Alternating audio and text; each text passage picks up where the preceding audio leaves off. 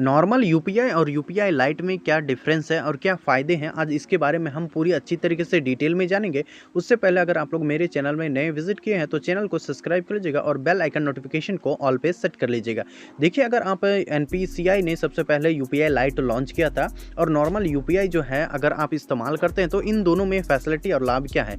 वैसे तो UPI light की फैसिलिटी ज़्यादा है। अगर बताऊँ तो सबसे यूपीआई लाइट जो फैसिलिटी सबसे पहले लॉन्च किया था वो एनपीसीआई का अपना भीम एप्लीकेशन था।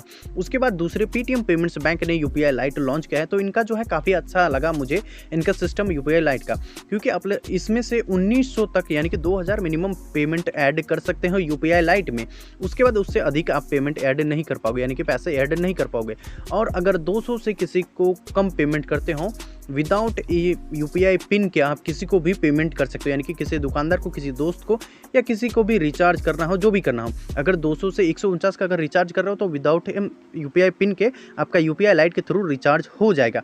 और मान लीजिए आपका इंटरनेट स्लो है या आपके इंटरनेट ही नहीं है फ़ोन पे और कहीं आप बाहर गए हो, उसको किसी को पेमेंट करना हो, तो आप यूपीआई लाइट का इस्तेमाल कर सकते हैं, जिसमें आपको विदाउट यूपीआई पिन के जरिए और पेमेंट अटकने का झंझट ही खत्म। कई बार ऐसा होता है कि गूगल पे, फ़ोन पे या थर्ड पार्टी एप्लीकेशन या किसी भी एप्लीकेशन से पेमेंट करते हो तो पेमेंट अटक जाता है नेट स्लो होने के कारण या डाटा कम होने के कारण, या आपका अगर फ़ोन डाटा ख़त्म हो गया तो ऐसे में पेमेंट अटक जाता है। तो ये फैसिलिटी यूपीआई लाइट में है कि आप अगर किसी को भी पेमेंट करते हो तो ये 100% गारंटेड है कि आपका पेमेंट नहीं अटकेगा, वो भी पेटीएम यूपीआई लाइट के जरिए। मैंने काफ़ी अच्छे से इसका यूज़ किया है। और वहीं 2000 तक का आप मिनिमम बैलेंस ऐड करके किसी को भी पेमेंट कर सकते हो।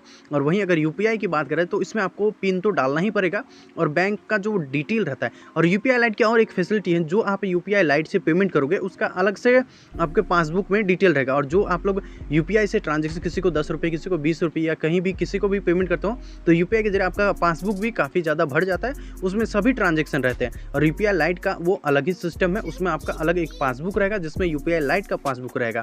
उसमें आप जितने भी लाइट से पेमेंट करोगे वो अलग हिस्ट्री दिखाएगा और यूपीआई से जो भी पेमेंट करोगे वो अलग हिस्ट्री। तो इन दोनों में डिफरेंस माना जाए तो मेरे हिसाब से छोटे मोटे पेमेंट के लिए यूपीआई लाइट काफ़ी बेस्ट है, यानी कि 200 से कम पेमेंट के लिए आप कहीं भी जाओ, कहीं बाहर जाते हो, कुछ खाए दुकान पे या कहीं टोटो वगैरह से अगर कहीं जाओ, वो भी आज क्यूआर कोड लगा के घूर रहे हैं, अगर उसको पेमेंट करते हो तो आप लोग 200 से कम का, तो मेरे हिसाब से यूपीआई लाइट काफ़ी बेस्ट और सिक्योर एप्लीकेशन है। चाहे आप पेटीएम इस्तेमाल करो या भीम एप्लीकेशन, किसी से यूपीआई पेमेंट का इस्तेमाल कर सकते हो।